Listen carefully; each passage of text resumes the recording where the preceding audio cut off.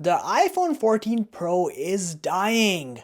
Well, that's a little dramatic, but nonetheless, it's true. So I've started realizing more and more lately that I have to charge my iPhone sometimes twice a day because the battery just doesn't last as long as it used to. Now, at first I thought this was a cruel psychological prank by my brain, wallet, and heart, convincing me to get the iPhone 14 Pro that's coming very soon.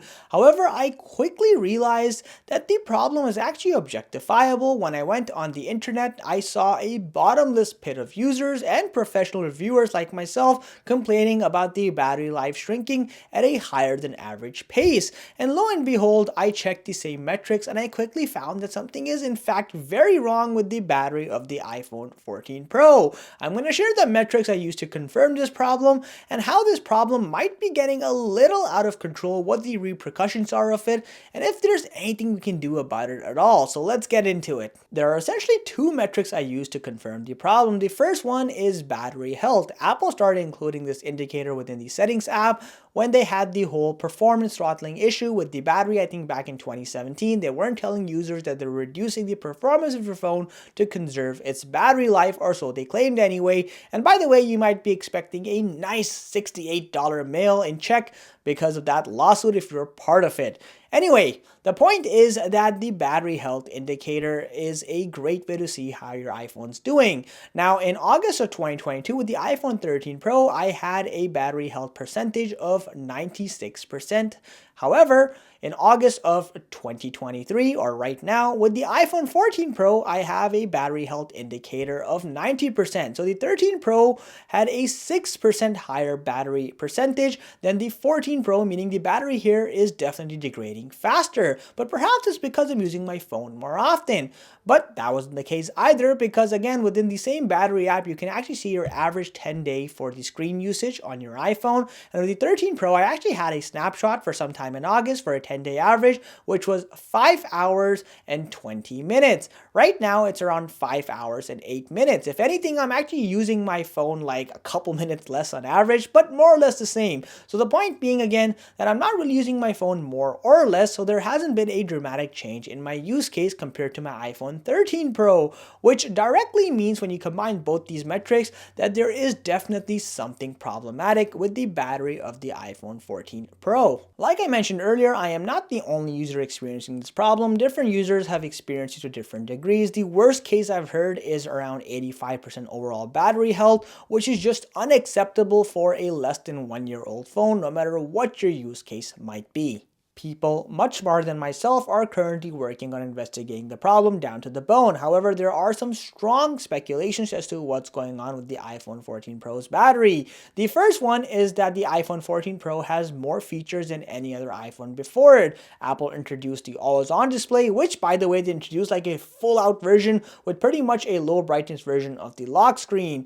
And of course, combine this with the fact that you still have ProMotion technology, all this stuff is quite taxing on the overall battery. Combine that with iOS 16, which is the most robust version of iOS, and it's a recipe for abusing the iPhone's battery. But there's a second speculation, which I actually am a really big believer of, and that is the wireless charging aspect. More people than ever before are using MagSafe since its initial introduction with the iPhone 12 series. Now, MagSafe is great, but it does have one caveat: it heats up your iPhone quite a bit. If you use MagSafe, you've probably noticed this, and believe it or not, heat is the enemy of battery life. That's right, the more hot your iPhone gets, the more likely your battery is to degrade faster. And not just that, if you're using non-MagSafe chargers, for example, with my car, I actually use the built-in wireless charger, and my goodness, does my iPhone get really, really hot. No doubt that's having, well, implications on the overall battery health. And combined with the fact that I'm using CarPlay while charging it, it's also taxing the system even more.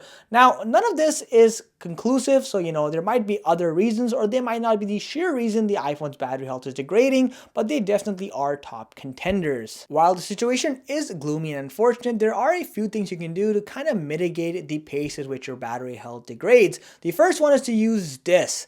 Yes, this is the 5-volt Apple charging brick. I know it charges your phone at snail pace. However, studies have proven that a slower charging rate actually extends your battery life significantly across all batteries, and iPhones again are no exception. You may want to consider using it overnight when you're sleeping and you have a lot of time to charge your phone, because I guarantee you after 8 hours your phone is going to be fully charged regardless.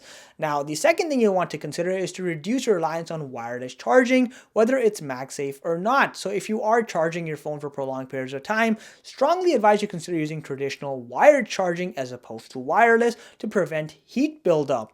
The third thing you can do, which you really shouldn't have to, but it's kind of like a best practice, is only charge your phone to approximately 80% battery. What this does is it significantly increases the longevity of your battery health. In fact, users who do this regularly have reported having much better battery health, some of them as much as 99% even now. And of course, there are studies backing this claim as well. Now, like I said, a lot of things you shouldn't really have to do these, but these are just general practices you can do if you are concerned about taking matters into your own hand and making sure your iPhone 14 Pro doesn't just die. Anyways, the problem is being investigated. Apple has yet to officially acknowledge or comment on the problem, and guess what? They probably never will until a lawsuit comes their way, so we'll just have to wait till then if it happens. Nonetheless, let me know if you are having problems with your iPhone 14 Pro in the battery health department, or if you've had good battery health, what you're doing to keep your iPhone 14 Pro in good shape. I'd love to hear all your thoughts. As always, thank you for watching. Catch you in the next one.